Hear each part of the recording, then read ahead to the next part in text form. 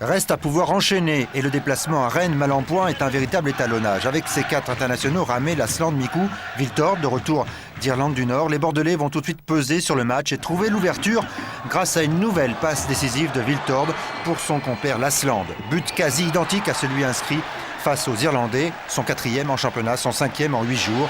Lilian Lasland, auteur de 15 des 66 buts de Bordeaux la saison dernière, ne semble pas vouloir fléchir. Sylvain Viltord est peut-être moins décisif, mais il est très utile dans le dernier geste. C'est un peu le monde à l'envers. La saison dernière, Lasland, meilleur passeur du championnat, a fait briller l'ancien Rennais. Cette saison, c'est l'inverse.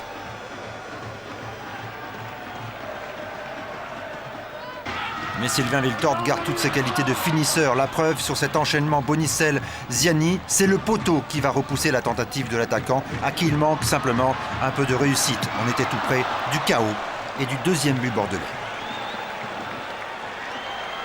Des Bordelais dominateurs et pourtant qui vont se faire surprendre dans les dernières minutes de la première période avec Leroux pour solliciter Nonda qui décale Diouf qui va éliminer Ulrich Ramé. Rennes revient à hauteur de Bordeaux juste avant la mi-temps.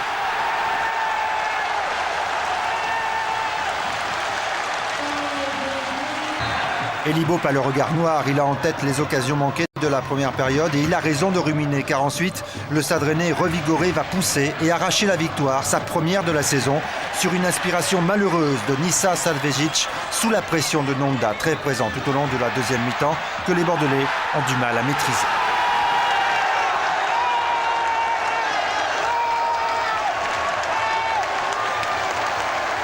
De buts à 1, un score qui aurait pu s'alourdir si ce coup franc de Leroux n'avait pas trouvé la transversale d'Ulrich Ramé.